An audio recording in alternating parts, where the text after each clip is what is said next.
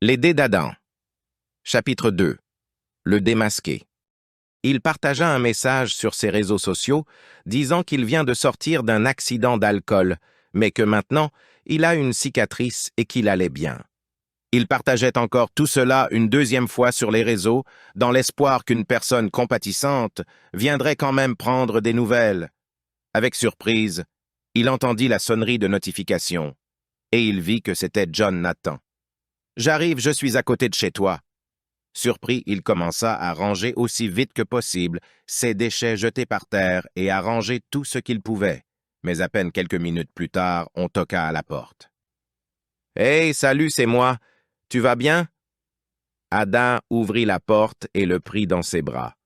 Il était pour la première fois depuis plusieurs mois heureux de voir quelqu'un. Et c'est aussi comme ça qu'il se rendit compte en souriant qu'il avait les lèvres gercées. John Nathan lui tapota l'épaule et remarqua « Hey, ta mauvaise mine !» Adam lança son démasqué et répondit « Oui, je suis triste, seul, et aucune fille ne m'aime. Oh, mais t'inquiète, tu vas te trouver quelqu'un. Rappelle-toi que you can't hurry love. Oui, mais ce qui me rend vraiment triste, c'est que moi je me sens démuni et je me sens prêt d'aimer aucune fille. Il faut vraiment que tu sortes un peu et que tu rencontres des gens. Mais j'aime pas rencontrer des gens. La dernière fois que j'ai rencontré une fille, elle est partie pour toujours. » Pour changer de sujet, John Nathan remarqua « Eh, mais c'est une sacrée cicatrice que tu t'es faite. C'était juste après ce rendez-vous qui n'a jamais commencé que j'ai beaucoup bu et je me suis pris un poteau. Aïe, ça doit faire mal, mais faut quand même que tu sortes. Tu es sûr? Je sais pas si je suis prêt à faire une rencontre. Mais tu préfères rester seul pour toute la vie? » Adam se tut car il marquait un point. Alors il mit son manteau tout pourri et s'apprêta à partir. « Non, tu peux pas partir comme ça. Tu penses qu'une fille superficielle va aimer un gars qui ne l'est pas? » Non. Donc change-toi et prends une douche. » Adam prit sa chemise dans son tiroir et son pantalon sur le sèche-linge et s'en alla pour se doucher. Chapitre 3. Les détritus. John Nathan se rendit compte que sa chambre était vraiment un bordel. Ses jeux de société traînaient sur la table avec les bières de sa dernière soirée, ses poubelles étaient remplies à ras de bord, il avait plusieurs boîtes de pizza et de boîtes de conserve vides entassées dans un coin, sûrement pour le recyclage. Il vit aussi son bureau de travail, son ordi occupait la place centrale.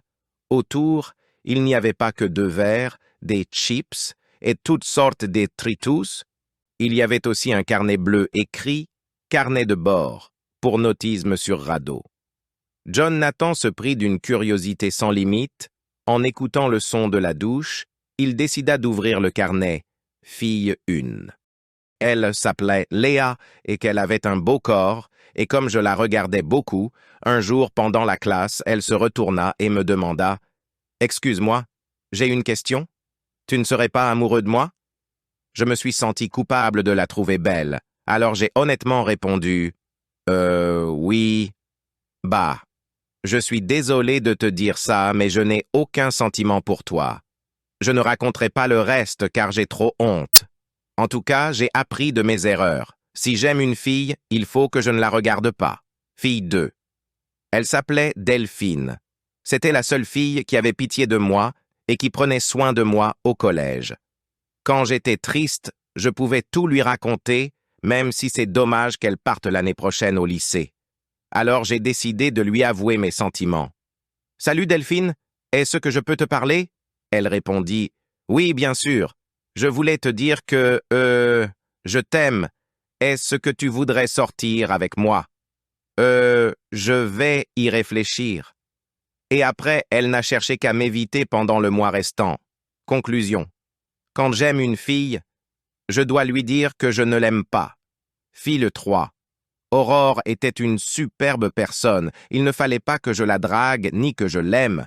Sinon, on ne serait plus amis. Avec Horreur, nous sommes allés voir un film d'Aurore. J'aime bien ce jeu de mots. Lorsque je l'ai vu ce jour-là, John Nathan s'arrêta de lire cette page. Il voulait savoir comment s'était finie sa dernière relation. Il tomba alors sur la fille 6. Elle est belle, gentille et attentionnée.